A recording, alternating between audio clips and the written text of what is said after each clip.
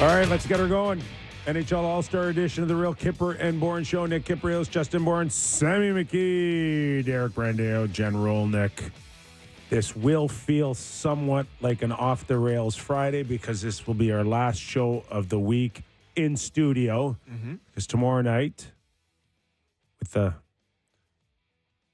skills competition and then the 3-on-3 game Saturday, we will be broadcasting our show Friday from the Metro Convention Center. Fanfare time, baby. Woo! Yeah. Got your slap shot ready? I do not.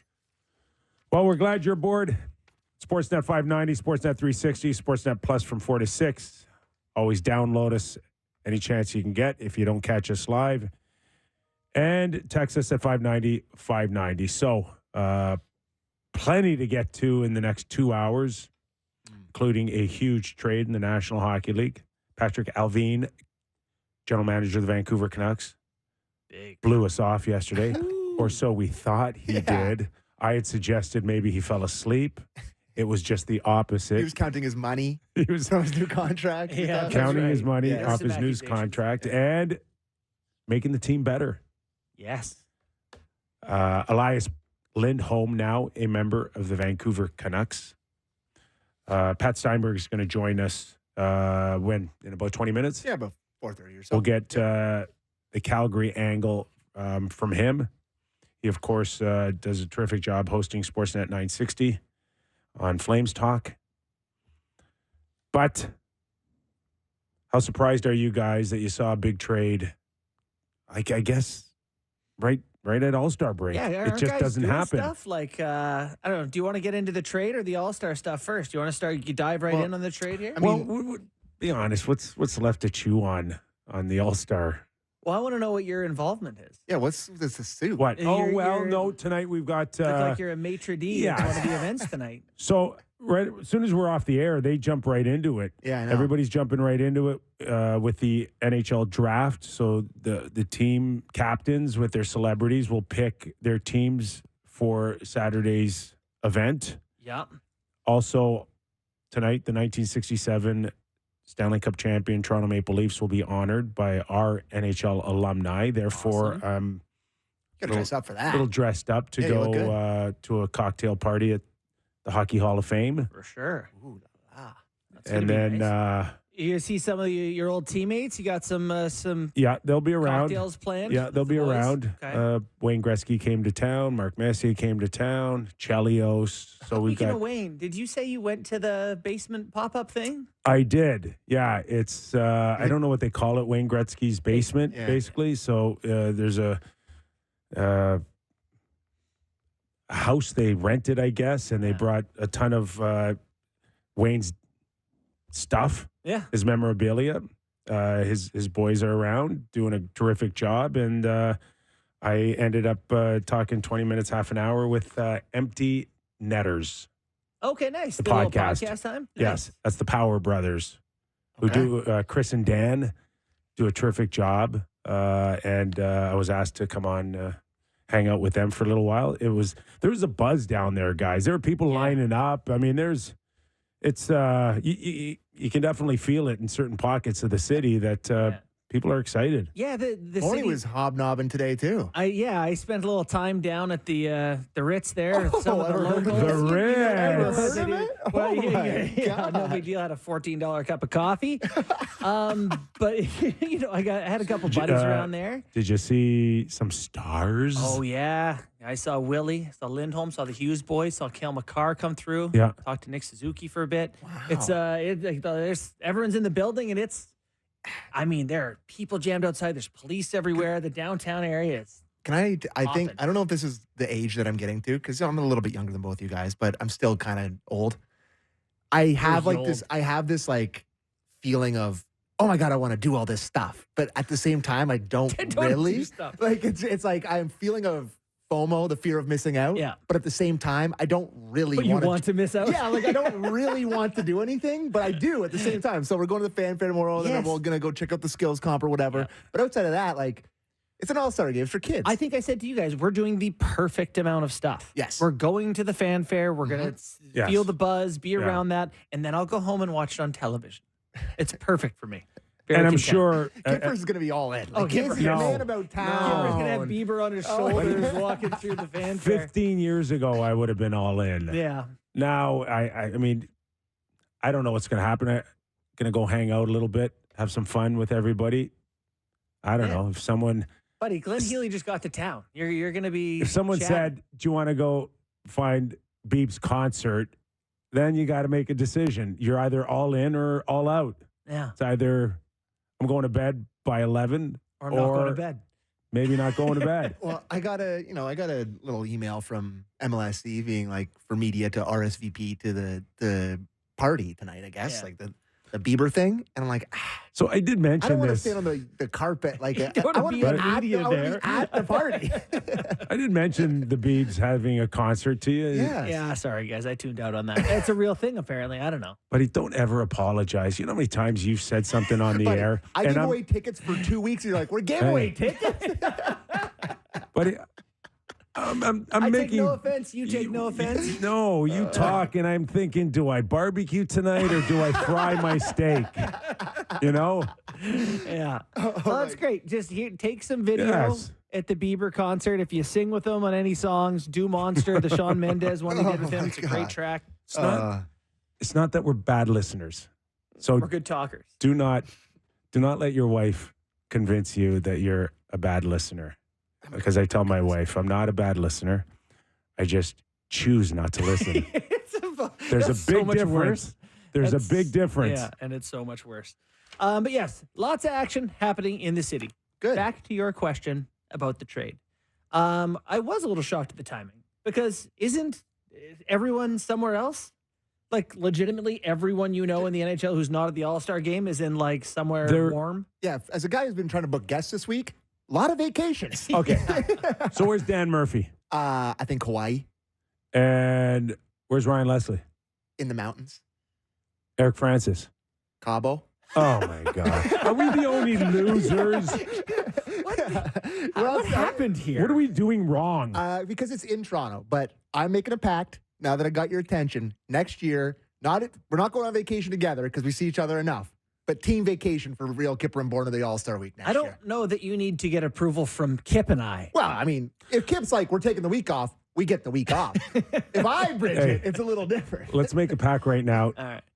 Next year on our show, we're not even mentioning the All-Star game. Love it. No, I like that. Wherever it is. Well, yeah, that's great. They It haven't- doesn't exist. they don't even know where it is. No, TBD. But that could have something to do with a potential best on best thing, couldn't it? I heard it's going to be in Salt Lake City. Yeah. The other thing is that's always kind of been around, maybe with an unwritten rule, is that you don't upstage the NHL All-Star weekend. Meaning the league didn't really like it when there was a lot of news outside of the weekend. So that meant if you're going to announce a trade, do it like days after the event is over. I think maybe the feeling was last night that Calgary and Vancouver raced to get this done before things started. Well, I mean, 'Cause that would make sense. It was, my understanding was there were a number of teams that were told, we're not signing Lindholm. If you want in on him, do it now. You got a week. And I talked to one team today that did not know the trade happened. Really? Yeah, that's how quick it happened. I And they will were say, they were in on potentially. I get frustrated whenever I hear that. So- Like, isn't your only job as a GM to canvass every available partner and get a proposal? Like, Not if you get submit the RFP and not get if the you get proposal back? the deal that you can't refuse. And that's sometimes what happens. It's like, no, listen, here it is. Yeah. Don't If you shop go it. take another call, this deal's changing. Exactly. If you shop it, it's not going to be the exact same thing when you come back to me. That makes sense. I like that. And if you want to go and do another deal, go do another deal. So a team that was potentially in on Lindholm Potentially. Didn't get a chance. didn't to- hear. It would happen so quick. Yes. Interesting. So that's probably like, Calgary says, okay, we agree with the first. We like the conditional fourth, but it's got to be Hunter Brustowitz, not this guy. And they say, no. And eventually they say, fine, it's Hunter if you take it now and stop shopping. I think you're in the ballpark of that type of conversation. Yeah. So The return for Elias Lindholm, for those you don't know, is Andrei Kuzmenko, who has another year left on his contract at $5 million, scored 30 goals last year for the Canucks. Hunter Brustowitz, and I'm certain I'm not saying that right. No, it sounds okay. Okay. Yoni Yermo, a first-round pick and a conditional fourth. And that condition, those are both this year. The condition is if the Canucks go to the Western Conference Final, the fourth becomes a third. I'm hoping Hunter makes a team for no other reason than I think someone needs to go through their NHL career with the nickname Brewskis. I'm surprised you didn't have that nickname. I'm sure No. Former Real Kipper and Bourne guest Bob Beers probably had Brewski. Beers probably came across that here. Well, he's probably just Beersy. Yeah. Which is also an elite nickname. You got to call him like six pack or something. So I would suspect that you guys would be in agreement that you've got Lindholm, an expiring contract on a team that's going nowhere, and you're not looking towards re-signing him. Mm-hmm. That's good. Yeah. First rounder, potential fourth late. that become Late. yeah. A prospect, I'm told, probably is a B to C prospect. Yeah, I checked in with Bukala, and he said, that's kind of where he's at. He's shooting it in the net a whole bunch in He junior. said Bukala said second tier, not top tier, third pairing, even strength, power play 2 kind of guy is what he said to me. He was drafted 75th overall in 2023. This Hunter. So, which is, again, those guys can be serviceable guys. They can have value in the right circumstances. They can thrive, but you're not. There's nothing blue chip here. Yeah. And I think for Lindholm on an expiring deal, what a great return. And this is a good lesson to a lot of teams who are on the fence about selling and not. A couple of prospects, a big D-man, a talented, smaller guy, a first rounder, a third or a fourth, like, okay. And an NHL guy that you That's bet on. such a good point. That you bet on in terms if, maybe he refines his form, he plays with somebody like, I don't know, plays with Huberdeau, they have a good connection or something, and you pump up his value. Maybe you don't trade him this deadline, but you hold on to him. You get another first rounder for him next year. Like, you never know. Great point. Like, it's a good. I think it's actually really good for both teams. Kuzmenko as a flip's interesting. Kuzmenko, first of all, is something they are dying for. Yeah. He actually had 40 goal goals scorer. last year. Yeah. I said Just 30 at 39. A guy that shoots it in the net. Yeah. Like, he would be. If I had my top 10 Cookie Monster list, he would be in my top 10. Yeah, he wants the cookie. Right? Yeah. 74 points last year. There's sometimes when Cookie Monsters are good, and Well, sometimes when couple. you do need a couple. I'm with you on that. Yeah. So it's a decent return, and I don't think they're looking at it short term, and I don't think Vancouver's looking at Lindholm short term. No. Well, Kuzmenko is 27 years old, an interesting guy. So you don't think Vancouver's looking at Lindholm short term? You think they'll re-sign him? Yes. Wow. Yeah. I don't think for 1 second that Jimmy Rutherford's thinking about this is a one and done.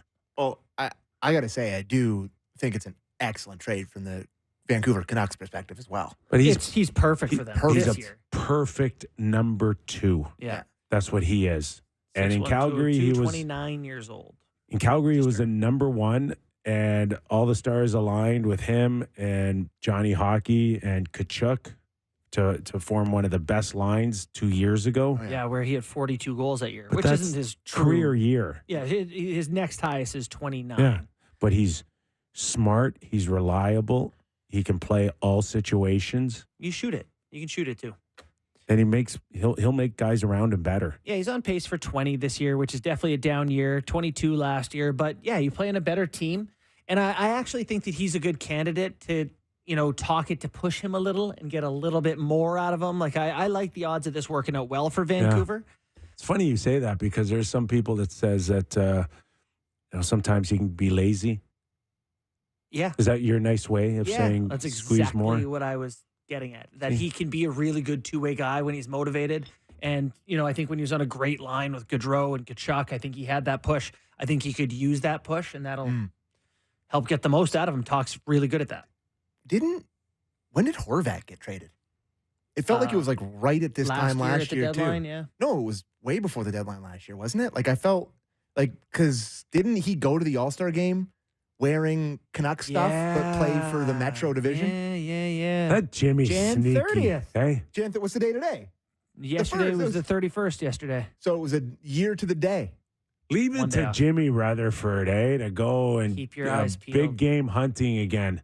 But this is kind of when you got to do it, right? Like this is the time of year when it's like you're not compete with everyone at the whistle. So tired of hearing all you insiders with wait till the deadline, trade him at the draft. And excuse me? Yeah, you. No. And there was so on the outside. There was a moment during the whole, buzz yesterday about him getting traded that there was like 2 tweets about Tanev potentially being in the deal. Mm-hmm. And I just saw every TV producer all around Canada being like, Tanev's gone on January 3rd. It's like, what the hell are we going to talk about? But even still, if Tanev's the big fish, no disrespect to a very good hockey player, it's like, geez. I know, but like that's, there's not a ton of guys out there. Lindholm was one of them, and you're just like, oh my God. I'm sure we got Biz, we got Colby. We were going to need some juggling, and I saw Colby today. We got to get him back in here. He's, he'll do some juggling for us. Was he chomping at the bit to come back on the show? He was dying, begging even. There That's you go. Not true, but it'll come back. You think this kind of puts pressure on other teams now at all? Certainly. I mean, you look at a NHL where really none of the teams have separated themselves, in my opinion, as like, that's the runaway favorite. The Canucks were, I think, they first in the NHL in points, and then they get the best available player here. They have separated themselves with this trade. So if you're Vegas or even the Oilers, you might go, can we match up with that? It's a tough one now. I think harder for Winnipeg too. Yeah, I've always kind of liked the Gensel connection with Jim Rutherford and the Pittsburgh history there with him. But I guess that kind of closes the door on that. So maybe does he go somewhere else? Like it's just that to me was the one that I thought might happen. Yeah, and I'm still not convinced Kyle's doing it. Got the jam right now to make that decision. I think he'd be too nervous to send away a top scoring winger. Well, and would the haul look much different than the one the Canucks just gave up? Would it not? Better. You think it would look better than that? Yes. I think there'd be more value in Gensel as one of the top scoring wingers in the league. And do you think you can take that to Sid and say, look at what we can get back? Yeah. No, I don't think you can I take that to Sid. I love the idea of Kuzmenko as a flip again for Calgary and turn that into another, like the way that Montreal is going to do with Monahan. Keep in mind, though, that if there was that much of a demand for Kuzmenko, we probably would have seen him move to another team. And also, I think he had to waive a no trade to even go to Calgary. So I guess he would have to do that again, I would imagine. So maybe it's not as easy as I'm making it sound. He's like, I'll go anywhere. I just don't want to play for talking. Legitimately, he was like, I do not get to do hockey here. I would like to go somewhere where I can hockey. Yeah. Go ahead. No. You got a reading? What? No, I was just going to mention something else, but do you have more on the trade? Go, bud. Oh, no, I'm just wondering in terms of Leaf fans right now. I mean, do they watch that and say it's kind of something that we may need? Dude, that was exactly what they needed. Right? A guy, a 2C or even a 3C if Tavares, if you want to put him, whatever. Guy to eat those minutes, give you another stable line who can play 200 feet, put him out in the final minute.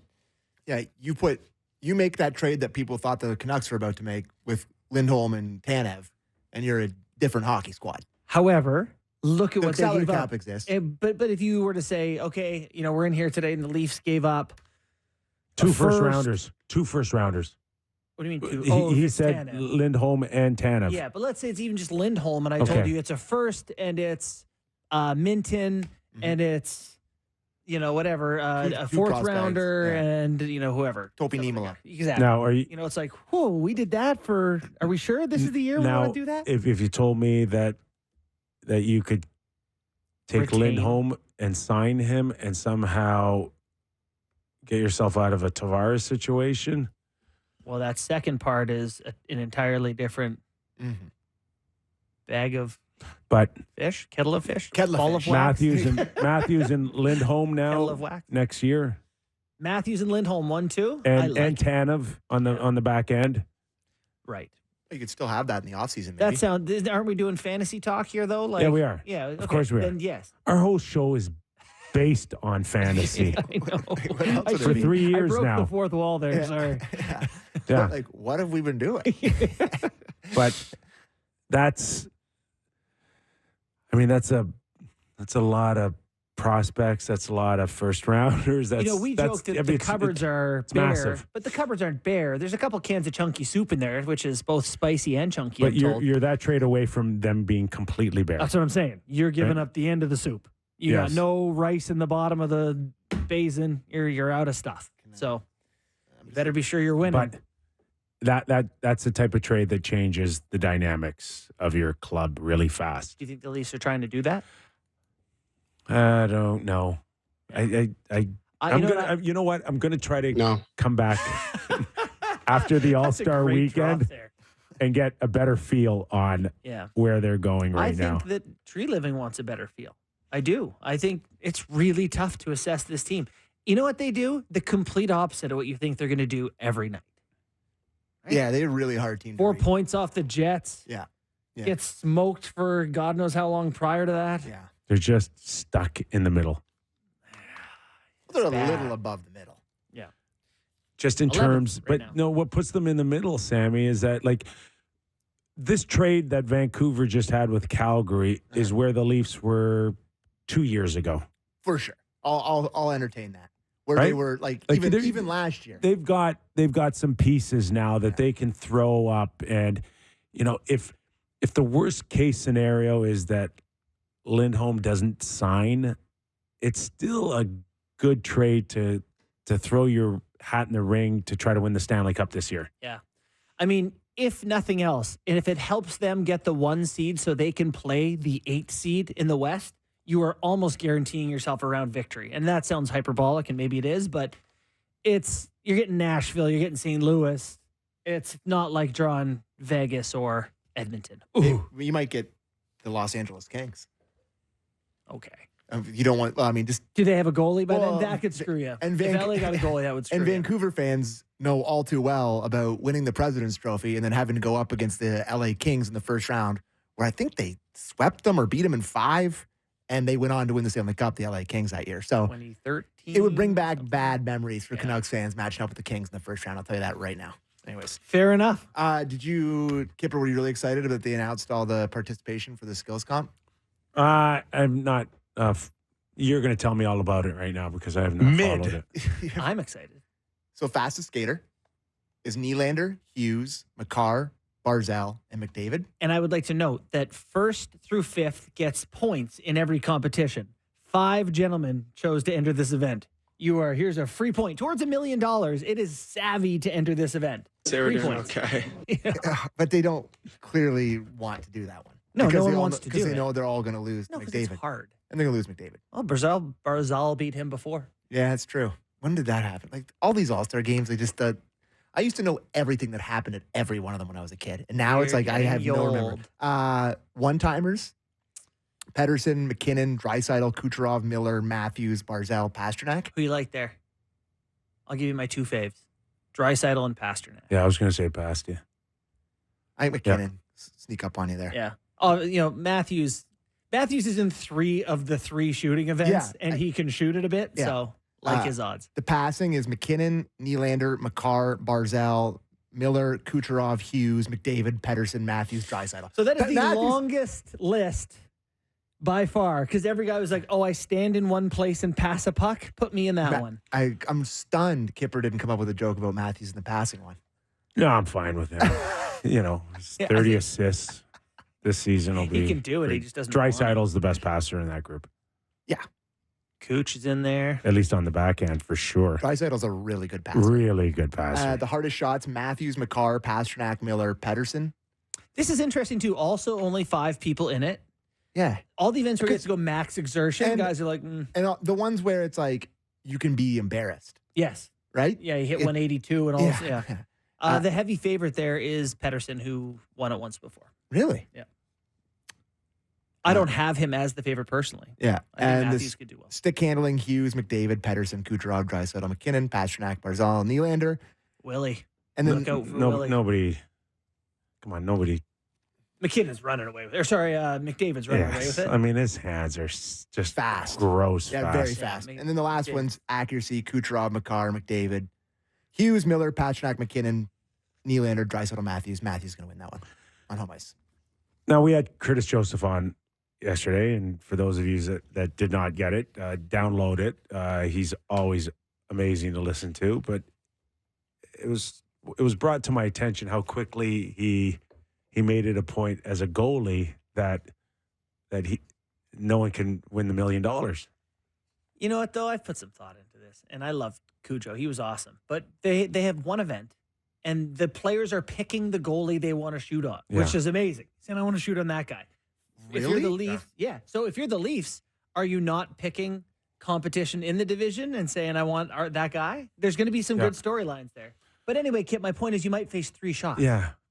Okay, listen, I'm not here to defend the goalie union in any way, shape, or form. But no, what I'm just saying is that it's funny that they would start thinking this way, because someone drew it to my attention today that I don't know how many All-Stars are here today, 40? I don't know, 45? Sure.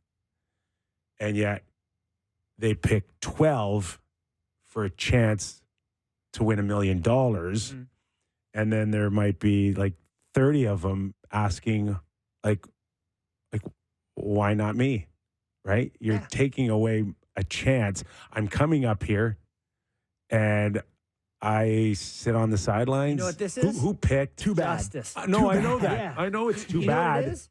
It's too. I know. You're right, though. Who's making the choice? I know it's too bad, but in their shoes, they're sitting there going, like, here I am in a salary cap. I've gotten killed on escrow. I've got agent fees. I got this, this, federal. And, like, these guys have a chance to go out there, a few twirls, and put $1 million in their pockets. You know what it reminds me of is the PGA Tour's PIP, is the Player Impact Program. Is that what it is? Where the guys who basically are mentioned most on social media just get millions of dollars for being relevant.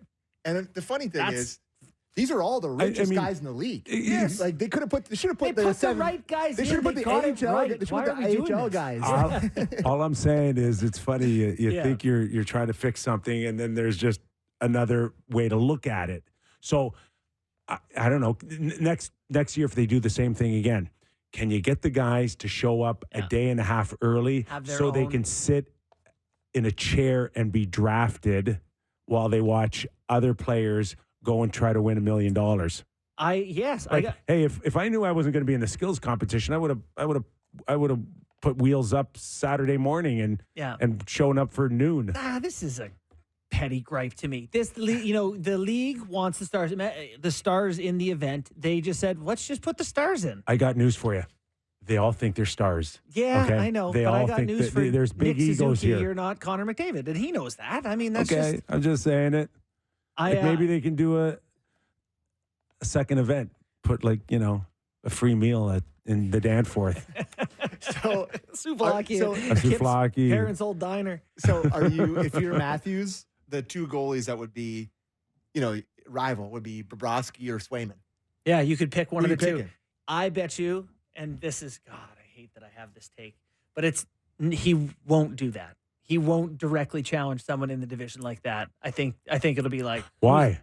Hurt feelings? You just got so passionate about that. Like if he picks them and then doesn't score a couple times, and then they're really going to come back and haunt me in April. Yeah, I mean that's happening regardless. So doesn't matter what the All-Star. It feels like you're going to pick. I don't know who's an unlikely goalie who made it from the West. You got. I think it's Ottinger's in there. Yeah, you pick someone like Ottinger. Talbot's on the Talbot's everyone's picking Talbot. I wonder if you could open it up though, not to dwell on this, but like can you open it up to 20 guys next year, 25, right? But then it just comes to the same crappy thing we've watched for the last I don't know. Yeah, you're years. probably right. I see your point. From the players, you're using my name, image, and likeness, to use a college term, to promote all this. Yes. I'm coming up here. So the 2 highest paid players can earn an extra $1 million. Yeah. Now, I imagine the players are going to get treated okay while they're here. Well, you saw some gift bags today, didn't you? They're carrying out some decent swag. Did you not pretend that you played? Yeah. I thought about it. I kind of have the generic look of a hockey player. Yeah. Why? You do. just look like every dope in a pea coat. Like I could have made You definitely could have got out of there. This just into This is City my News Novus 680. coat, is it not? Yeah. This just into City News But 680. you Justin could've- Bourne on the run for theft. You could have gone in there with a Russian accent and gotten a bag. I guarantee you, they're not that bright down there at the hotel. Think I could have taken the security guy we know and said, "Hey, come along with me and see if you can get me through." Yeah, probably. Anyway, All right, let's hit a break. Get to Pat. No readings. We can do them after Pat. You want me to do them now? I can do some readings for you. Hold on a second. The NHL transformation of Toronto for the 2024 Rogers NHL All-Star this year includes the NHL Fan Fair, a 4-day family-friendly event happening now until Sunday the 4th with interactive hockey games, special appearances by NHL players, and much more. Visit Rogers and Sportsnet at the Fan Fair to win awesome hockey prizes. Have your photo taken at the Sportsnet broadcast desk and test the speed of your slap shot with the Rogers Hardest Shot Skills Competition. If you haven't already, be sure to secure your tickets at nhl.com/fanfare while supplies last. And the other one I have for you, it's Hockey Night Punjabi in Brampton. In partnership with the city of Brampton, the NHL Hockey Night in Canada Punjabi is celebrating the sport of hockey on Monday, February 5th, with a free community skate at the Gore Meadows Outdoor Rink. Come meet the team, check out the United by Hockey Mobile Museum, go for a skate, and take a pic with the Stanley Cup. Be food trucks, plenty of games and activities for everyone. Celebrate hockey with Hockey Night Punjabi on Monday, February 5th from 3 until 8 at Gore Meadows Outdoor Rink in Brampton, boys. Good job, Sammy. Okay, now comes the break. And then when we return, Pat Steinberg, who does a great job hosting on Sportsnet 960 in Calgary, we'll talk about the big trade. That and more when we return to Real Kyper and Bourne. Back to the Real Kyper and Bourne show. Okay, let's welcome in our next guest, Pat Steinberg. Does a terrific job out in Calgary on Sportsnet 960, co-hosting Flames Talk. So, Pat, let me get this straight. Is it a mandatory rule that when the Calgary Flames make a big trade, members of the media have to be on vacation? Yeah, it sure does feel that way. I remember I was still in Calgary, but I had just started a vacation when they did the Matthew Tkachuk trade with Florida. So that one hit on vacation. It seems Nazem Kadri, everyone was on vacation when they signed him in the summer of 2022. So, yeah, it feels like every time they make a massive move, everybody's on vacation. Boys, it kind of just felt like this was going to happen too. As soon as I'm out here in Vancouver, funny enough, and as soon as I touched down on Monday, I was like, I bet you they're going to do something this week, and hey, they did something, and it's a significant something, isn't it? I don't think it's a coincidence as the trade deadline sneaks up in February. And listen, I don't mean this offensively. I have a prairie family. People get out of the prairies in February, so no wonder you're all on vacation. That makes sense to me. Yeah, this is a good time. Right about now is a good time to not be on the prairie. Yeah. As a prairie boy born and raised, yeah, I can vouch for this. So we'll start with your take. I know you talked to Craig Conroy a little bit, but I'd love to hear from you what your initial thoughts were. Did this meet the expectations that you had for a Lindholm deal? Honestly, it exceeded it for me, guys. I had kind of ballparked the Horvat type return in terms of what the Flames might get, in that they get the roster player, they get the first round pick, and they get the prospect. And so I was expecting, like, had you given me over under 3.5 pieces that come back to the Flames, I would have gone under, and I would have been in the 3 range, because it kind of felt like there's a lot of comparables with Horvat and Lindholm. Different players, but similar impacts in a lot of ways. And so, kind of that number 2C who can be a 1A in certain situations. So I thought that it was going to be a similar return to that. And so when I saw the Flames get that, which they did, they got the roster player in Kuzmenko, they got the first round pick, and they got the high-end prospect in the Kitchener Rangers defenseman Brustowicz. So you're like, okay, they got the package they were looking for, and then they also got the two other pieces. They got the Finnish defenseman, and they got that conditional pick too. So I thought not only did it meet the expectations that a lot of people had, and internally from what I understand, that was kind of what the ballpark was for the Flames as well, the Horvat return. So I think it exceeded Calgary's internal expectations and certainly from my standpoint exceeded mine. And I think the other, significant moves Craig Conroy's made since taking over as GM, he's done pretty well on considering the circumstances. But I don't know if there's one that you would say, well, that's a clear home run for the team. Well, this one, I think, is a clear home run for Calgary. It wasn't going to happen with Lindholm.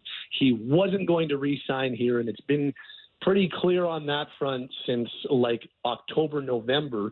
So to get a guy who isn't going to stay and who didn't sign with his new team to get the 5 assets in return, even though you're not always looking for quantity, they still got the quality that they were looking for, and they also got a couple of other potential lottery picks or wild cards in there. So I thought they did really well, guys. It exceeded my expectations for sure, and it kind of sets the blueprint for how they're going to go about Tanev, how they're going to go about Hanifin, and potentially some other names that we might see move between now and March 8th as well. We're talking to Pat Steinberg, host of Sportsnet 960's Flame Talk. So talking big trade, of course, Vancouver, Lindholm going the other way. In Kuzmenko, is this a guy that's got a long-term future here? Is there things that they might still do in terms of potentially flipping him? He lifts his no move. Is this for long-term in your eyes? Guys, I think the next month is going to tell us a lot on that front. I am of the belief in just asking around that the Flames are 100% open to flipping Kuzmenko if that's the way things go. They know that's an option for them.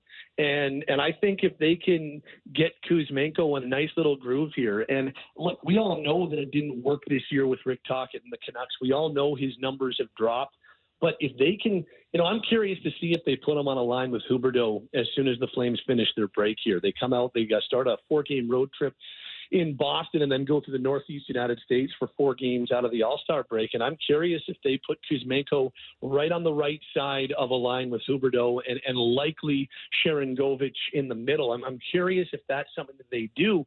And if that works, and all of a sudden you've got Kuzmenko and he's playing and producing at a much closer clip to what he did in his first year in the league, I think the offers are going to pour in for him, or at the very least they'll get some bites. And I think the Flames are absolutely open to flipping him. If that doesn't happen, they know they've got a year and a half here to evaluate what he is on this team. They know that they've got a little bit of time to figure out how Kuzmenko fits into this mix, and if they can get him to be a much more productive goal scorer. So I think they're open to all options, guys. I really do think flipping him between now and the deadline or flipping him in the summertime is an option they're absolutely willing to explore. But at the same time, I think they're happy if they can give it a try here. And if that doesn't happen and the interest isn't there, I think they're okay letting this contract play out and maybe taking another run at moving him next trade deadline and seeing how it plays out. So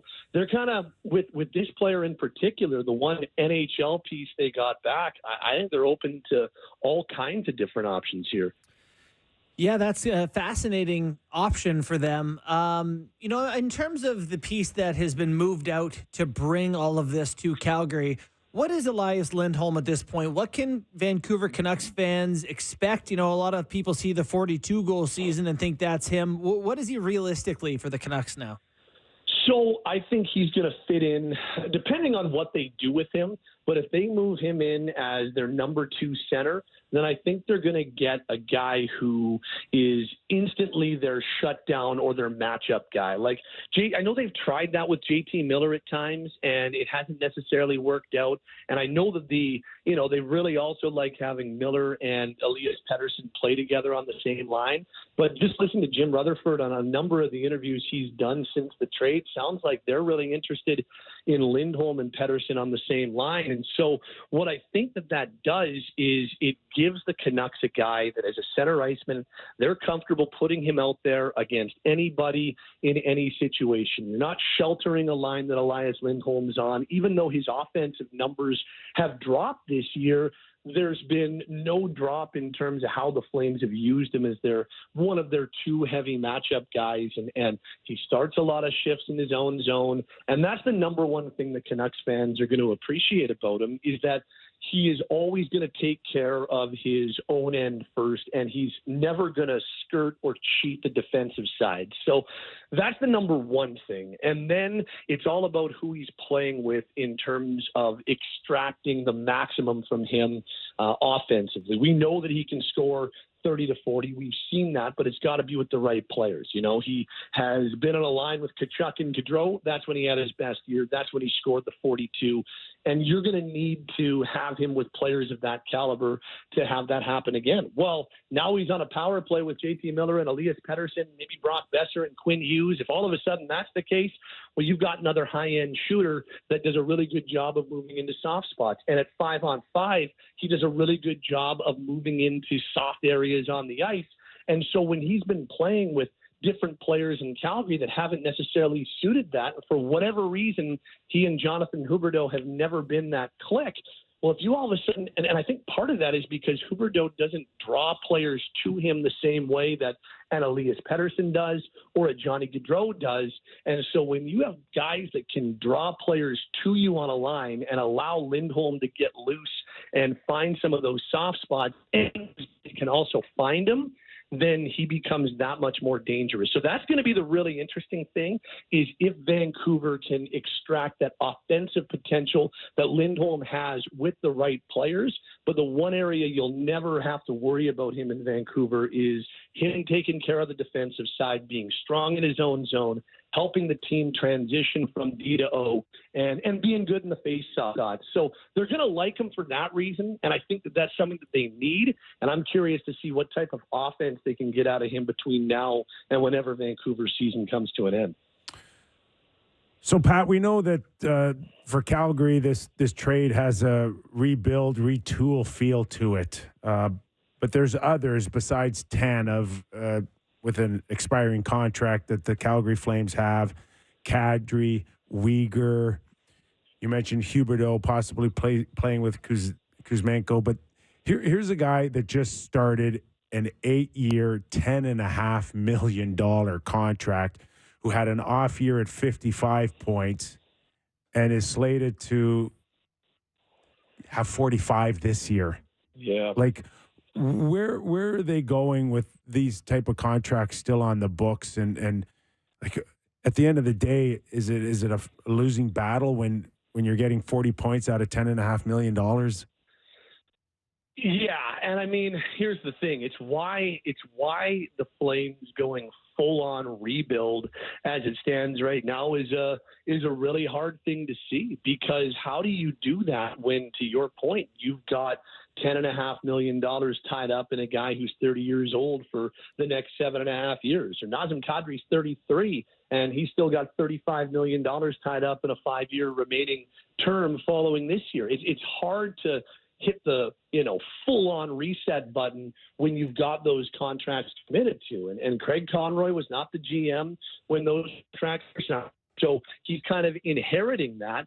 And so I think they're going to have to be a little bit more creative. I think that at earliest, if they're going to want to do anything with Huberdeau, and if that even exists, it won't be until the offseason. I'm a little skeptical that the Flames would be okay eating the amount that they'd have to eat and retaining the amount they'd have to retain for Huberdeau to move. I think for the time being, they're going to have to go out of their way to see if they can just make that work. If they can get him back to being a 60, 65-point player, guys, that would be a win for them at this point with how poorly it's gone and how he struggled.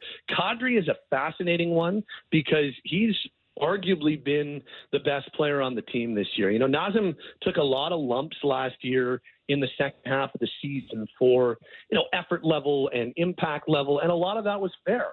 As the Flames were kind of letting their season get away on them, Kadri wasn't enough of a difference maker to help change that narrative. Well, this year, from the very get-go, he has been dialed in one of their best players. And if the Flames are open to having conversations and maybe not getting the bang on amount that you'd expect for a player of Kadri's level in a trade because of the remaining contract. If they're willing to have those conversations this summer, I think there will be takers on this guy because Nazem Kadri looks like the guy, once again, that he was in Colorado. Looks like the guy that he was when he was one of the best two-way centers in the league as a member of the Maple Leafs. And so what you're seeing from him, he's engaged again. He's showing his very, very high level of skill again. He's driving a line again. He's working with rookie players and elevating those players in Connor Zary and Martin Pospisil, who have had really nice rookie seasons, and Kadri's a huge reason why. He's been a big-time straw that stirred the drink. And no knock on Lindholm, who was Calgary's all-star representative, but you know, Kadri had a much better case for being an all-star. So he's the guy that I'm most interested in this summer in terms of kind of those big tickets in terms of are they able to do something there if they're really serious about getting younger and completely restructuring their cap. And I think there would be takers if the Flames were willing to have the conversations and maybe be willing to either retain or take a little bit less than maybe you'd expect for a guy of Kadri's stature in a trade. That's one that I'm going to be watching for this summer. I don't know if it's something that can be done before the deadline with how teams are tight to the cap, but summertime is something that I absolutely would have an eye on. Pat, last one for me before you hit the seawall and have some sushi. Just want to get your thoughts on how the crease plays out in Calgary this year. Obviously, people are excited about Wolf. Markstrom has some years left, is playing well. Where do they go with their goaltending situation? It's going to be, I think, you know, Hanifin, Kanev, the UFAs, those are kind of number one in terms of what's on the front burner and what Flames fans have their eyes on, rightfully so. But I also think between now and the deadline, there's going to be a lot of talk about, do the Flames make a move in net? It's rare to see a goalie of Jacob Markstrom's caliber and with the contract that he carries, it's rare to see a guy move in season. So, well, do I think it's impossible? No. I'd be a little shocked to see Jacob Markstrom move between now and the deadline. I would be certainly surprised but impressed if they could make it happen, especially for the season he's having and the type of return you'd hope they'd get for him. But I think that's going to be one of the number one issues come the off season is what they do here. I know they've got another year of Dustin Wolf and he's not waiver eligible. So like he'll be waiver exempt next season, but how much longer do you want to play around with Dustin Wolf in the American League and not give him the shot that he's deserved in the NHL? The problem is there doesn't seem like there's a big market for the other guy, and that's Dan Vladar. So you've got Jacob Markstrom, you've got Dustin Wolf, and then you've got Vladar in the middle who's put up pretty mediocre numbers for a second straight year as Calgary's backup. And while his game has improved over the last few months here, still doesn't seem like there's a lot of takers. It still seems like a long shot they'd be able to recoup that third-round pick that they got last year. So, yeah, the goaltending situation is going to be fascinating, guys. I think it's going to be the number one issue they tackle in the offseason. With Lindholm traded and Lindholm being Jacob Markstrom's like ride or die to get to Calgary, wouldn't surprise me if they try to move or think about moving Jacob. And knowing how much Markstrom likes to win, it wouldn't surprise me if Jacob's okay with them searching for a new spot for him. Maybe as early as the deadline. I doubt that, but definitely I think it's something that might happen this offseason. Pat, really appreciate your time. Go back to the ski hills, buddy. See you, boys. Have fun. Thanks so much. Enjoy your trip. Pat Steinberg from Flames Talk. We Thanks so only much, got Pat. about 35 seconds. Next time you get the last question in, Yeah. I'm not a professional host, but I will say this. Not so vague. Just quickly. You got to throw the quickly in? You got to throw the quickly in. Okay. Either that or just might as well ask him, tell us about your childhood. Tell us about 3 goalies in 9 seconds. All right. Just like that. 1 hour off the books of the Real Kyper and Bourne show. When we come back, top of the hour, Patrik Allvin, general manager of Vancouver Canucks. We're going to talk big trade. And then in about 35 minutes, Doug MacLean, special edition of Off the Rails Friday on Thursday. Don't go away. We'll be back. Let's welcome everybody into the Real Kyper and Bourne Show. We are live on Sportsnet 650 in Vancouver, Sportsnet 960 in Calgary. This hour of Real Kyper brought to you by Bet365. Nick Kypreos, Justin Bourne, Sammy McKee. As we get you ready in about an hour towards NHL All-Star Weekend, officially beginning with the draft. Great. I think Willie's the favorite. That's the betting odds. The last I saw was the most likely to get drafted first. So this is something that you could really put money on. Yeah. That's interesting. Sure is. It's so arbitrary. Is right? there a betting odds? Is there betting odds on the last guy to be picked? I don't know. We're gonna have to go to Bet365 for that. Sammy, you can give us a heads up in game time. I'm just looking at some of the they have posted for like the passing challenge and all that stuff, but I'm looking for first overall here just quickly. But in a few minutes, Patrik Allvin, general manager of the Vancouver Canucks, will join us. Of course, he was supposed to join us yesterday, but he had better things to do. Trading for another All-Star is what he was doing. Up the Canucks total from 4 to 5. So good on him for coming back 24 hours later. And then in about a half an hour, we're going to welcome in Doug MacLean, a fan favorite here on the Real Kyper and Bourne Show. If you ask him, it's yes. Yeah, fair enough. I'm just going based on what he tells me. Works. So we're going to have some fun with him before we conclude this week in the studio, because as of tomorrow, we'll be coming to you live from the Metro Convention Center. I heard a little birdie told me that one of the All-Star captains that isn't playing might be joining us tomorrow on the show. Really? Yeah. So it's not Justin Bieber. Well, they all sing. They sing. This guy sings. They all sing. Will Or one's funny. sing. Yeah. I bet you Will sings too. I almost certainly sing. Will not be joining us. No. You're really narrowing this down here. Is it Tate McRae? In fact, It's probably. I'm going to go even further and say Will Arnett will never join us ever. The rest of our lives. He's never coming on this show We've tried. because someone apparently has bugged him a little bit too much. Poor Disco Dan is the best producer in Canada, and he just pushed once too many times. He got an email. He got an email back, and it was. Now we got Will Arnett mad at Cease and us. desist.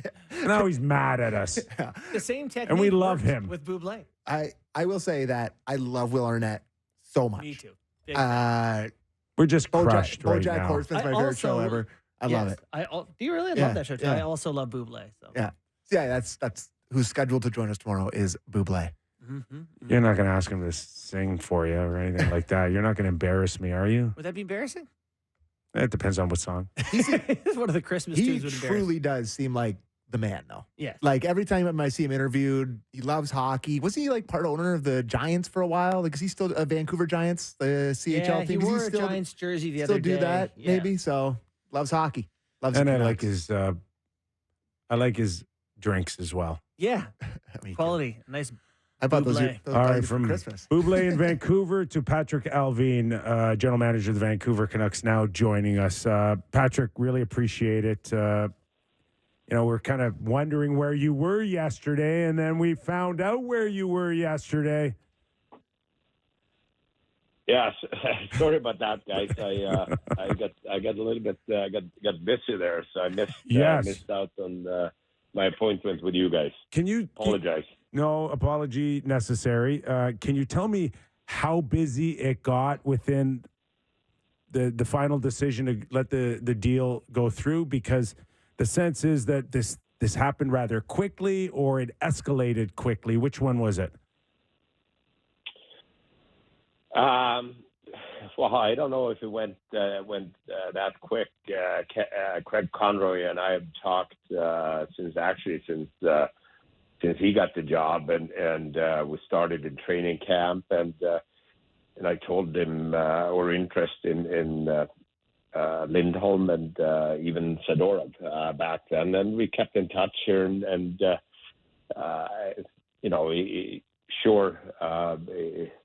over the last week or so, it started to get more serious here, and we talked about the framework and all that, and finally yesterday actually, I think around when you guys when I was going to be on your call there, or sorry, on your show, that's where we finally got the fine tuning of the deal in place.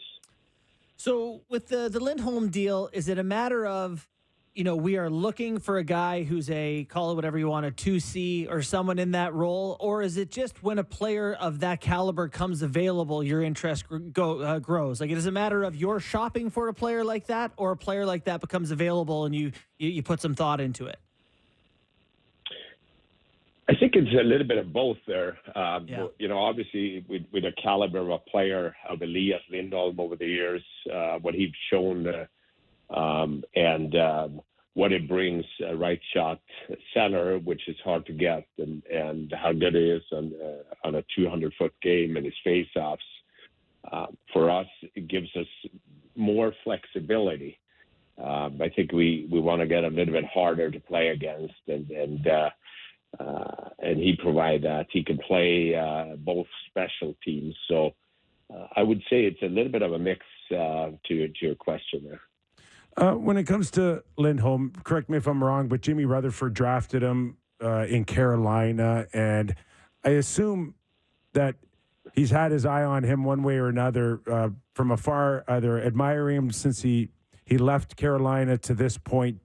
But my question to you, Patrik, is this isn't necessarily should be seen as someone that's just waiting to go to UFA here. I imagine that you've already had discussions on if we can find a way to sign you, we will. We want you here for much longer. Yeah, correct. And great going full circle there for Jim. Drafted him in Carolina and the player he has become. And the conversation, I had a quick conversation with Elias last night when he arrived back in Calgary. He was excited to join the Vancouver Canucks, and we played them 2 times this year, and he liked the way your team is structured and liked the way your team was playing. And I agree with Jim. My hope here is that this is giving us. It's giving Vancouver Canucks a chance to get to know Elias, and Elias a chance to get to know Vancouver Canucks, and I sure hope that we can find a way to continue the partnership here moving forward. But as of right now, the focus. I'm happy for Elias being part of the All-Star game, an event in Toronto, getting to know our players and the coach there, and then we're going on a big road trip. So he will have a chance to interact with our players and coaching staff right away. But our focus is to get him up and going and get his family in place here in Vancouver. And when the time is right, hopefully we could, talk to his representative. Patrik, was there a moment or a weekend or a trip or something where you came to realize that you guys were legit? Like every year teams come out and have decent starts. I look at a team like the Capitals, who are, I think, second in the Metro a month into the year and who are now second last, and they fall off. Was there a moment where you guys sustained your success where you're like, oh boy, this is maybe something different than just a good start? I think the players and the coaches deserves a ton of credit here. I think their approach from Rick Tocchet and his coaching staff to have the next day mentality and coming in here with a great attitude to form a partnership with the players, so the players understand what the coaches want and how we want to play. And you started to see the buy-in from the players early on in camp. Has it been a smooth ride up to this point? No. And it's just going to get harder, but that's what Toc and his staff are preaching to the players. So I don't think we, as boring as it sounds, Toc and I are process-driven people, and we don't really look at the standings. We're looking at the process of getting our team better every day. And when you have that mindset, then that will dictate the outcome of the season. Did I anticipate us being point-wise as good as we are right now? No, I didn't. But I was well aware of what certain individuals were capable of, in terms of performing on our team. But I will say, again, credit to Talk and his staff, how they have got the individuals to play as a team. And that's where I've been most pleased with. We're talking to Patrik Allvin, general manager of the Vancouver Canucks. Big trade yesterday with the Calgary Flames. So, Patrik, you look again at not only the work of the body of work that you and Jimmy have done this season, but, off season last year as well. And moving forward now, so you added Zadorov, plays anywhere between 15 and 20 minutes a night. You added a top 6 player who's going to play 18, 20-plus minutes a night here. Moving forward to the trade deadline, is there a sense, too, that you don't want to overdo it here? You finally got enough time to let these guys settle in. Can we expect more? Should we not expect more? Are you feeling like this is the team right now that you want moving forward to push for a Stanley Cup run?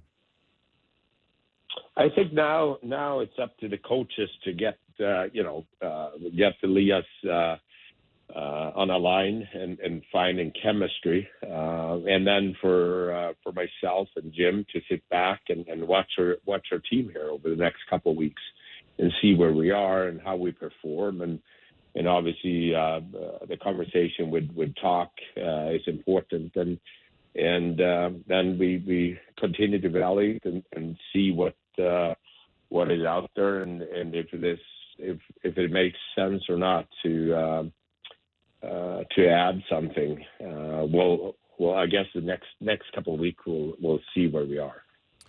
When you look back a year ago, so 11 months ago, you guys are 6th in the Pacific, and you decide to trade a first and a second round pick to get Filip Hronek, which at the time I think had people scratching their heads a little bit about the direction you guys had chosen to go. How do you look back at that moment, that decision, and what went into it? Did you sort of see the potential to get where you are now?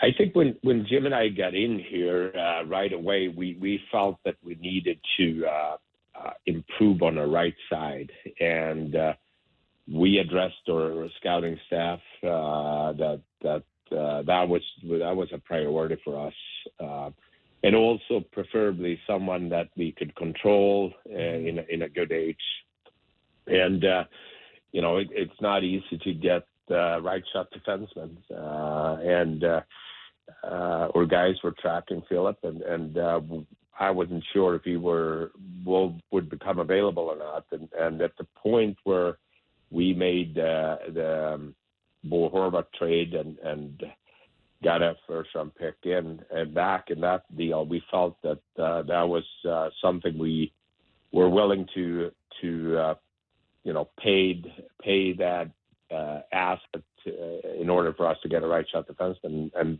Hronek came available. But we felt in order how we wanted to play moving forward, it was critical for us to get a right shot defenseman that could move the puck and ability to skate. And I think the actual deal was that it wasn't just a first and a second. We actually got a 4th round pick back there. So. Patrik, Justin just mentioned the Hronek trade, and then we know the pieces that were involved to get Lindholm. Where are you overall with your assets, your prospects? Some teams like Toronto, every once in a while, mention that their cupboards aren't as full as they'd like them to be at this point. And where are you with your cupboard right now? You know what? This is something we always discuss, and especially with my development staff, and getting a sense of where our young players are in the development path. And we all know that every single player has their own path. I was fortunate to be around when Teddy Bluger, who is on my team here right now, when he was drafted into. I believe it took him almost 7 years until he played his first NHL game in Pittsburgh. So it's not a sprint for those guys, and we're very pleased and happy how we have built up our board in terms of younger players in a deal like this, not having to give up a a player out of Abbotsford where we clearly are pleased with their performance, and several players are knocking on the door to deserve to get a game up here in Vancouver. But we also, in the last couple of years of the drafts, been able to have first-round picks in Lekkerimäki and Tom Willander that we're excited about as well. So I think we felt at this point with potential later first-round pick, talking to our amateur staff here, Todd Harvey and Shots, were what kind of player that potentially would have been available later in the first, and with, as I said, with our prospect, we felt that this was the year that we felt comfortable giving up a first-round pick and the players and the younger players we did with. I'm sure you guys are just so grateful and excited to see the potential being reached in guys like Quinn Hughes and Demko and Pettersson and Besser, everyone having such tremendous years at the same time. As it goes with your role, fan bases are never fully content without everything being perfect all the time. I'm sure you've answered a lot of questions about Pettersson's contract and where that stands these days. Is it just a matter of now you kind of play out the end of the season and deal with it from there? Well, we'll see. Elias and his representative knows our position, and we think highly about Elias and the potential he has to take to another level with the coaching staff and the resources we have, and getting another piece in here in Lindholm. I think that will help Elias and give us more options on the power play and in our top six. So the direction the team and the organization is heading, I'm hopeful that Elias Pettersson will continue to be part of the Canucks moving forward. Well, they say things come in threes, right? You get a 3-year extension, you trade for Lindholm, and now you re-sign Pettersson. Over the All-Star weekend. Yes. Again, I got a following talks mantra here of the day-by-day mentality. There you go. Well, listen, congratulations on the new deal and the big trade to get Vancouver Canucks very excited for a great second half and hopefully a fun spring. Thanks for doing this, Patrik. Thanks, guys. I appreciate and sorry for yesterday again. No, thanks for coming today. We appreciate it. You were busy. Okay. Patrik Allvin, thanks, guys. General Manager of Vancouver Canucks. And right now, man, there's a lot of people excited in Vancouver, as they should be. Yeah. That was interesting. What he said right at the end there. About Pettersson and Lindholm, right? Like bringing a Swedish guy who's another offensive He has weapon. the same name. You can't leave now. But the idea, I think, is to show Pettersson, right, the direction they're going to. Yeah, it's hard to kind of figure this one out because much like what we went through with Willie Nylander in Toronto, how much can you negotiate? How much? Where's the back and forth? And as we negotiating against yourself. Well, there was no real negotiation for Willie Nylander. It was like, here's my number. You want to match it. Is that what's going on here? Because I don't get a sense that that's entirely it. No. Feels like the opposite. It just feels like we're trying to be patient with you, Petey, but eventually, you got to let us know you want to be here or don't want to be here. We're the first place team in the NHL now. We've offered you a lot of money. I don't think is it a money thing? I don't get a sense. There's this salary cap. Even with Willie, okay, 10.5 to 11.25 to 11.5. We're talking about $1 million a year. We're not talking about $5 million. Right. So I'm sure they've got Pettersson in a healthy bracket here, and it can't be about squeezing another $500,000. It just has to be you feeling good about committing the next 7 or 8 years here. Mm-hmm. No? But, he's a controlled asset after this year, right? He's an RFA after this season. So I don't count that because you're buying all the UFA years? Yes, you're buying the UFA. Time, but he can't just leave, is my point. No, he cannot just leave. But what he can do is act like a UFA.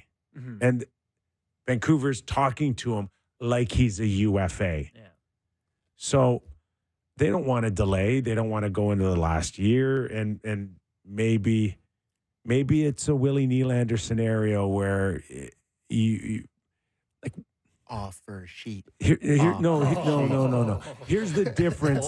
Here's the difference. Love it. Here's the difference between, I think, Pettersson and Willie Nylander is that, for the Leafs to be convinced that he's worth 11 and a half, they needed to see a level. And I don't think... Which has not been seen since. Well, stop it. Okay. Anyways, continue. Because He's not saying, he's just saying. Continue. Don't bail on Willie because he's had a calm 2 weeks. Me? I would never. Willie's the man.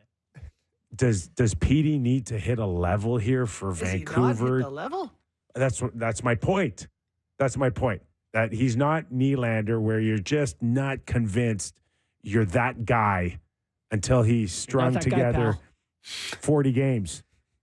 Pettersson's 8th in the league in scoring, 27 and 37 for 64 and 49 games, plus 16. So Vancouver doesn't need pal. to prove to convince themselves that he's an $11.5, $12 million player. They don't have to convince them. Pettersson take the Willie deal? To me, if you're Pettersson, you're saying, give me $500,000 more than that. I play center. Listen, if it's the difference between keeping Petey, he's younger, or watching him walk out the door for $500,000, you're going to take 12 all day long. Yeah, he's 25 years old. Yeah, you're doing it. So what is it now? He needs to go to 12.5, or he wants to see what else is out there, or like what is it? If it's a 12.5 thing, I think that's crazy. Like I know we've discussed me being sucking at negotiating before. But, like, just pay me what I'm worth. Like, this is Petey. We got the window here. There's comparables. Here's about your window. Do you want to be here? Okay. Well, then what are we doing? Would he leave over $4 million? Over 8 years to be where he wants to be? I hope so. Okay, so what you're saying is that it may come he down can make to $1 million tonight. It may come down to Petey just not wanting to be in Vancouver. I mean, that's the only alternative, which I guess is the thing that no one's saying, is that he either doesn't want to be there or he's that's what I'm asking trying to figure. That's what I'm asking. I would never do that to my beloved Canucks friends. It's what we're talking about. Is it not what the conversation is? Where are the dynamics here? Yeah. For Willie, it was, I love it here.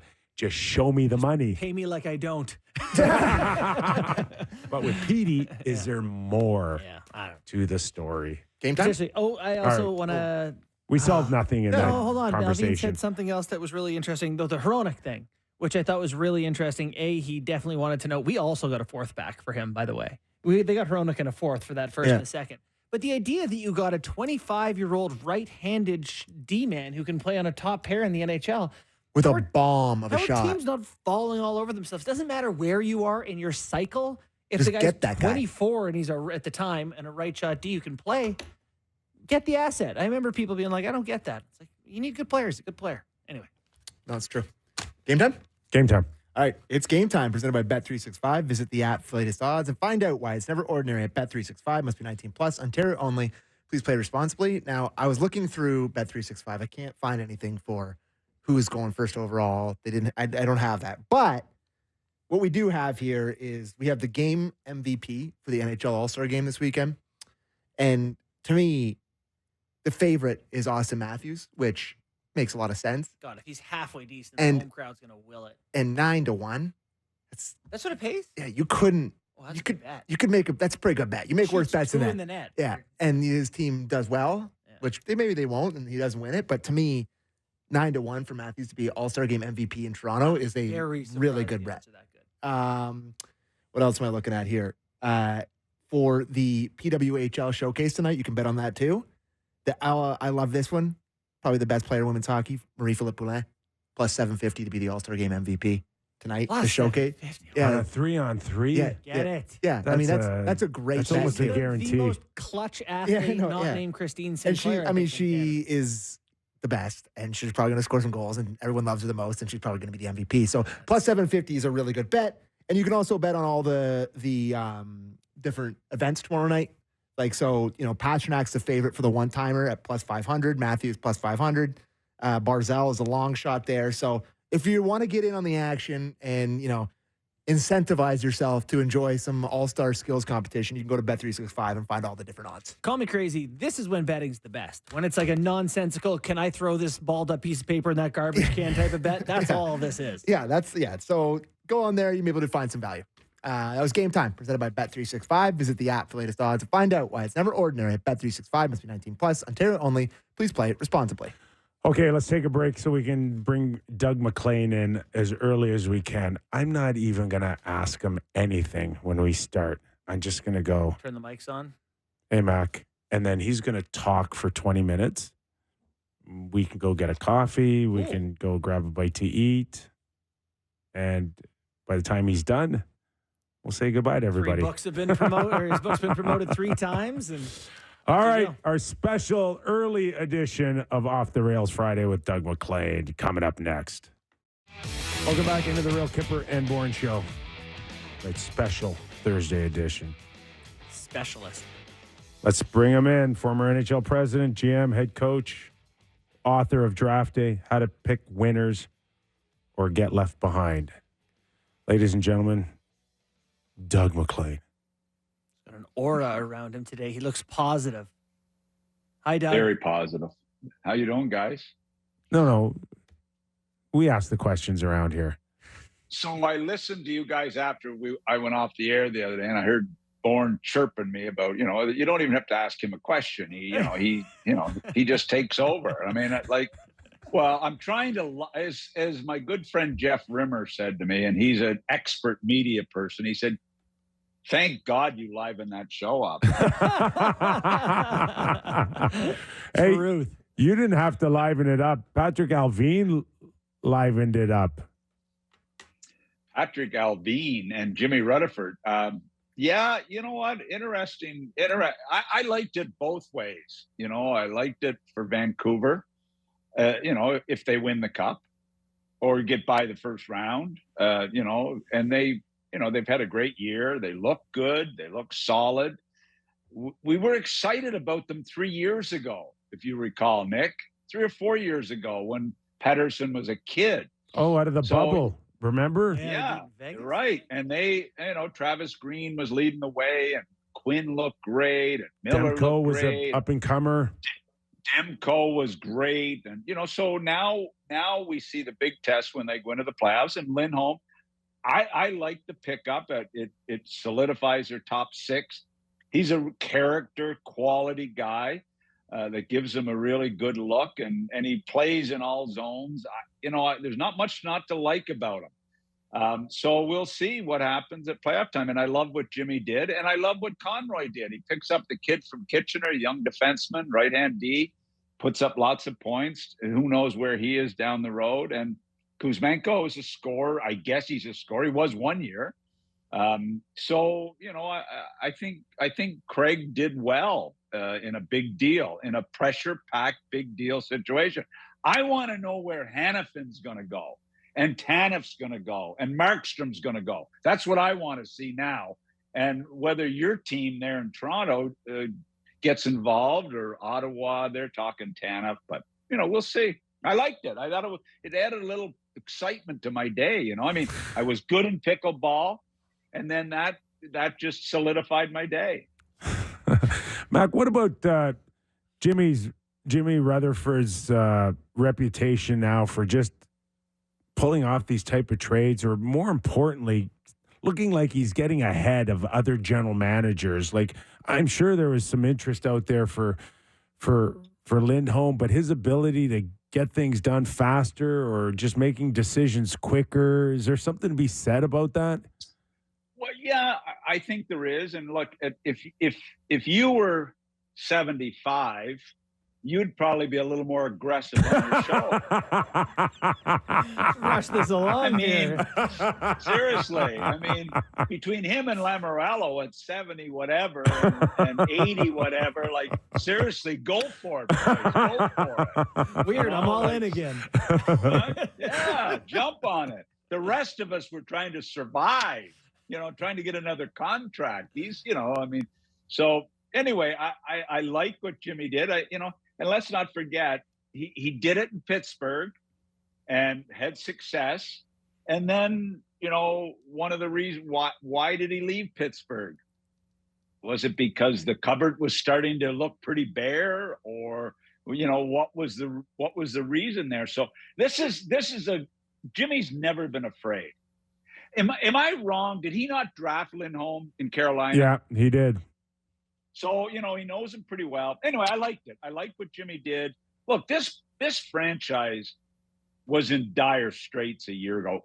We were actually chuckling about this franchise, weren't we, a year ago? No, we were very concerned, Mac. It was a mess. It was a mess. And all of a sudden, you make a coaching change. Tocchet comes in. Tocchet's never had great success in coaching because he's had lousy teams.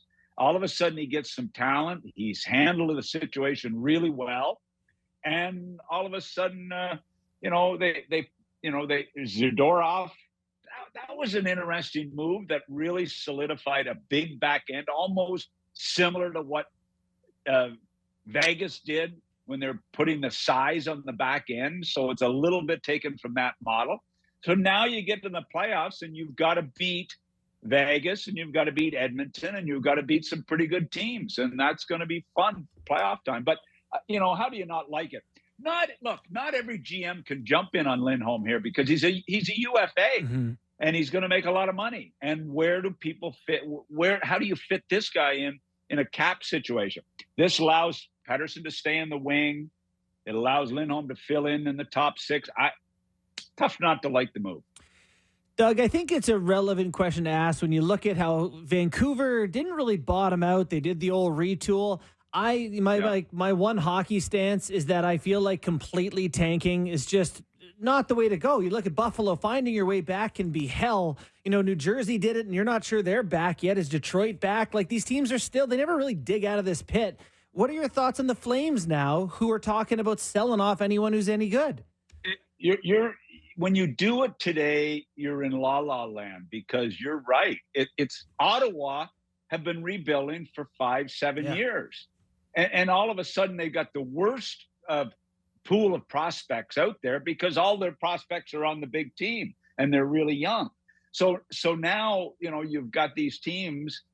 Stevie Y was going to bottom out too. And then all of a sudden, Stevie Y said, I can't take the heat here in Detroit because they want to see us in the playoffs. So what does he do? He does a retool as well.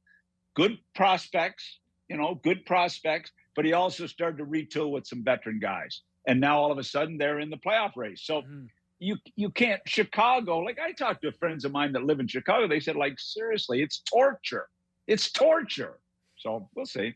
Mac, there is a sense that Hanifin may be sitting on a should I sign it or not sign it weekend with a contract. And some have speculated, at least to me, that it might be as much as $60 million over 8 years.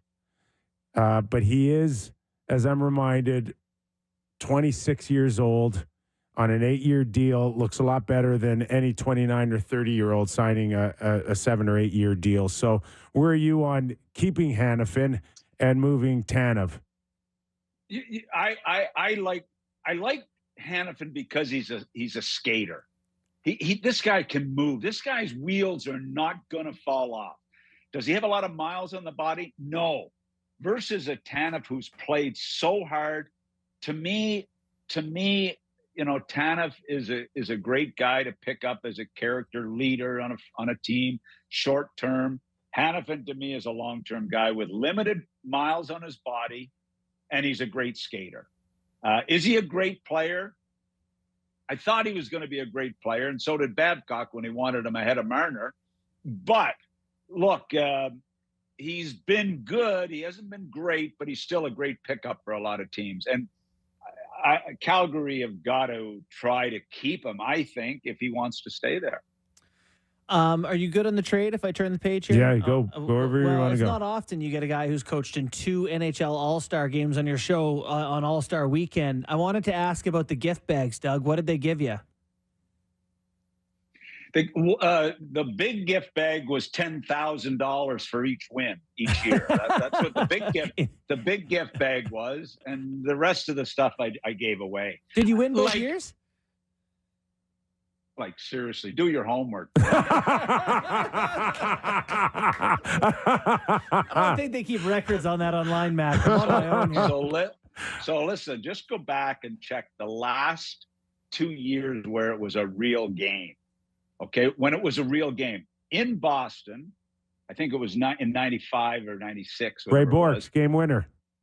Ray Bourque gets the winner in the last minute of the game. That's the game I had to bench Hammerlick to win, because he was so god awful.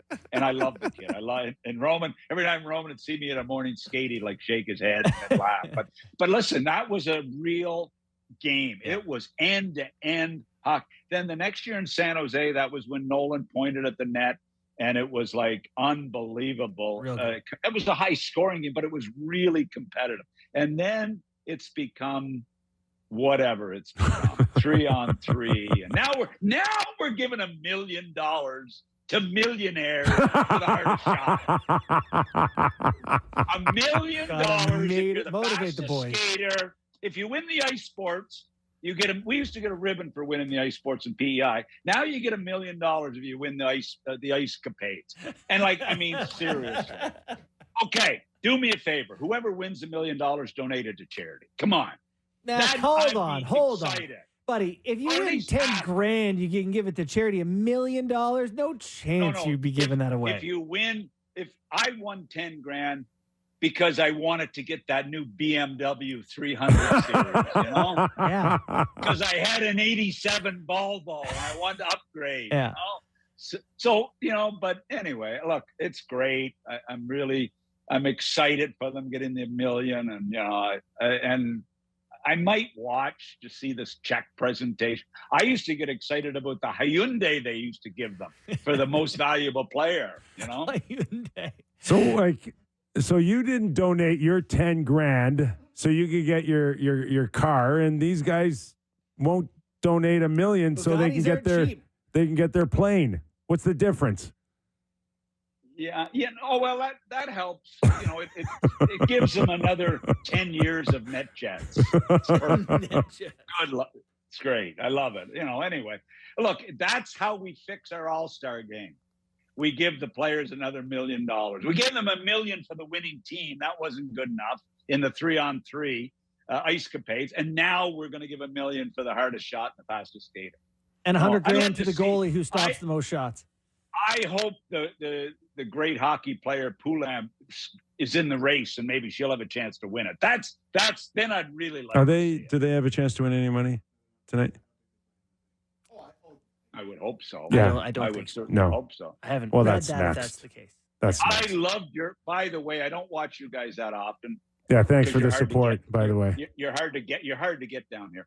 But I did love Cujo saying like, "What about the goalie?" That's not a deal. I loved it. I thought that was right on. That would take the All-Star game to another level. We've got deals being. That cut. really would.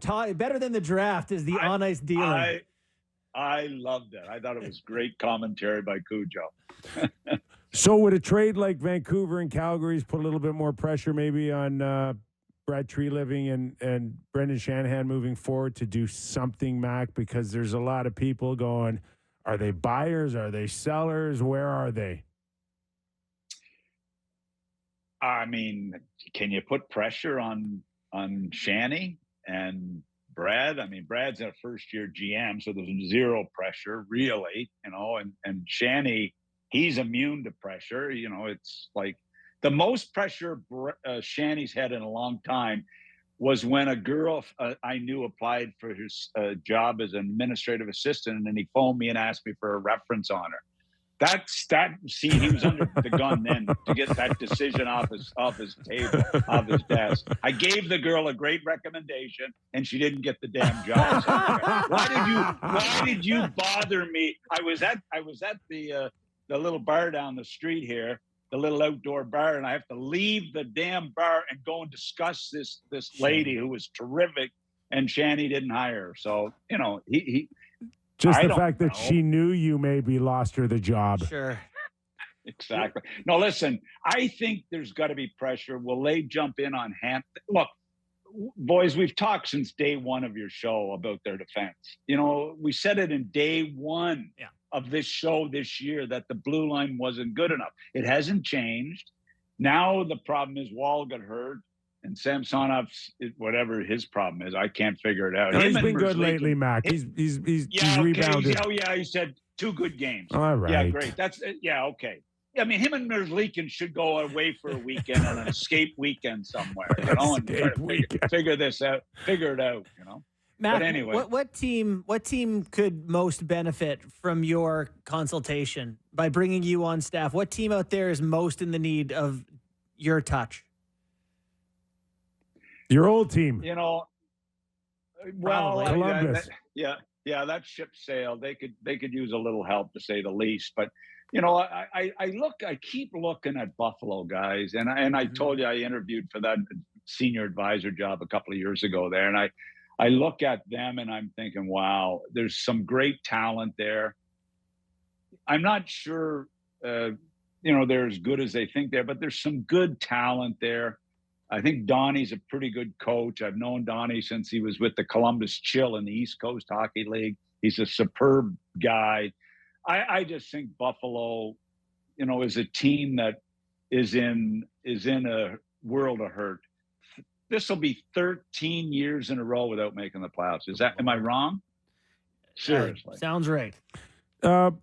LA, they finished the other night with a win, but it's not been a very great feeling to be an LA King lately.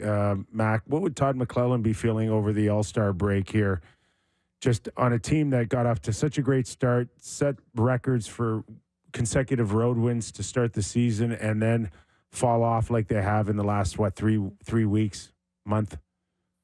Well, he'd be really concerned about Drew Doughty's comments, number one. What does Drew mean here? And obviously Drew would explain it to him, that he's got some big boys there that aren't putting it all together. And you look right away at a guy that, Nick, you and I loved this guy 3 years ago, Pierre-Luc Dubois, when he was playing against Toronto in the playoffs. He was a horse. Yeah, he was. He looked like he was going to take his game to a whole nother level. And what has happened to him? What has happened to this guy? Kopitar is the guy that just continually does great things for them. Danault's fine, but their center ice should be a dominant center ice. And this is a team that I thought halfway through the year would really challenge. I wouldn't want to play them in the playoffs still, but they've got to figure this out. And Todd McLellan's a pretty good coach, I think. Funny, I did an interview in Syracuse the other day, for the Crunch. I got to tell you this story. I interviewed in Syracuse, and they asked me about when I hired Gary Agnew for the coach of the Syracuse Crunch. Actually, it was Jim Clark that hired him. You know who we interviewed for that job? Gary Agnew, Todd McLellan, and Babcock. Those were the 3 finalists for the Syracuse Crunch job. Wow. And we hired Gary Agnew, Gary had been my assistant at the University of New Brunswick. He went to the London Knights and worked with the London Knights, became a head coach in the OHL in Kingston. And Gary was a great, loyal person to me all through my career. And Jimmy Clark and I gave Gary the job, who did a great job in Syracuse, by the way. But the 3 finalists were McLellan, Babcock, and Gary Agnew. Pretty cool. When you do an interview for a coach, are you actually you asking X's and O's, general philosophy, or is it personality based? You know what? It's interesting. I interviewed Paul Maurice. I've interviewed Hitchcock. I interviewed Andy Murray. All those guys over the years. Brian Sutter, Dave King. Not a lot of X and O's because they've got a real grasp on that. Sure. We talk systems. What type of style do you like to play? What do you like to do in the neutral zone? I mean, because I coached, I asked more coachy type questions, I guess. But it was really about, who do you think you can really jive with, and who do you think is going to be a real good manager in your dressing room? And I was lucky to interview some really good coaches. Here's the amazing thing: I interviewed Andy Murray and I interviewed Hitchcock. I interviewed Dave Tippett and Dave King. I go to my owner. I said, it's down to Dave Tippett and Dave King for the first coast of the Blue Jackets. Mr. McConnell says, I'd hire Tippett. I hired Dave King. Next, I interview Andy Murray the next round and down to Hitchcock for the 2 finalists. I said, I'm going to hire Hitchcock. And he said, I'd hire Murray. You wonder why I don't have a job anymore. I go against him on both those hires. And you know what? In hindsight, they were all good coaches, but he might have been right. How different would you go into an interview today than you would have 15 years ago, 20 years ago? I don't know that it'd be a whole lot different. I think you still want to hire somebody that you can work with, and that's part of the team and is going to grow the organization. I really don't think it's all that different. I'd be shocked if it's that different. You spend 2-3 days with the guy, and you know them to begin with. You check them out. You talk to people. You talk to guys who had them before. So you know everything about them. So I don't think it's a whole lot different. I don't know. I mean, coaches get fired for checking players' phones now. I mean, it's way different, Mac. Is that different? I never would have done that. I would never have checked Van Beesbrook's flip-top phone. Let me go through your email inbox. Flip phone. Cell phones had just come in then. Cell phones had just come in. I would not have checked it. So, no, it's not that different. Okay. I don't think it is. All I right. really don't. I believe you. All right. Okay, ask me a question. I've controlled the conversation. You guys are nervous to ask me. No, Sammy's trying to get to say goodbye. We're running out of time here, but it's not too late for you to leave Florida and catch a flight and come to Toronto for the weekend for All-Star. It's not too late. Hey, listen. Here's the deal. I'm like the players. I was in Toronto last week for Aero Electronics and Microsoft, and you know why I was there? They paid you. I'm not going to the All-Star game for no pay. Sorry. I'm like the players. Okay, fair enough, man. Fair enough. Maybe we'll get somebody to put up $1 million for you somehow, some way. Mac, great job on a Thursday, man. You didn't let us down. Thanks, Mac. Hey, guys, really appreciate you having me on the show. It's really, it just makes my week, and I absolutely love the opportunity. Good That's stuff. so offensive. Good stuff. Doug MacLean, really everybody. Thanks, Doug. We love you. All right. He was. I thought like he needed the whole week to have all this pent up frustration, But and then he back just right now, you get the same juice. Yeah, probably even on a Monday or Tuesday. Yeah. I love listening to you when I'm on. He's just like this machine that doesn't stop. Just the man he is. Just looking at the team that Doug MacLean coached. Quickly run through it for you. Starting lineup. Scott Stevens, Martin Brodeur, Mario Lemieux, Jaromir Jagr, Ray Bourque, Brendan Shanahan. The starting lineup for the other team was Paul Kariya, Brett Hull, Ed Belfour, Paul Coffey, Wayne Gretzky, Chris Chelios. Hey, you better win. Holy, that's better win with that lineup. Scotty Bowman was the Western Conference coach, and Doug MacLean was the Eastern Conference coach. And how many of those guys would like beat up their mom to win? And that's just that's just the starting lineup. Like the bench is. This is a crazy All-Star game. I'd fight my mom to win another player from every team, which they would fight their mom. Yeah, Roman Hamrlik does stick out here though. Like as I'm going through the name, I know poor guy. I hope he doesn't listen to the show. So I guess Mac told them in between periods, second and third, listen, if you don't want to play, I'm not playing you. And apparently Roman kind of giggled and laughed, said, he's not serious. Yeah. Oh, yeah, he was serious. He was serious. Unbelievable. Needed that beamer. Okay. Our thanks to Patrik Field Allvin, trip tomorrow, boys. Yay. Patrik Steinberg, and Doug MacLean. We pass the baton over to Sportsnet for the NHL draft. Skills tomorrow night. Sir. Game Saturday afternoon. Enjoy your All-Star weekend. We will be at the Metro Convention Center. If you get a chance, come by, say hello. Nick Kypreos, Justin Bourne, Sammy McKee. Thanks for watching. Thanks for listening. Enjoy your night.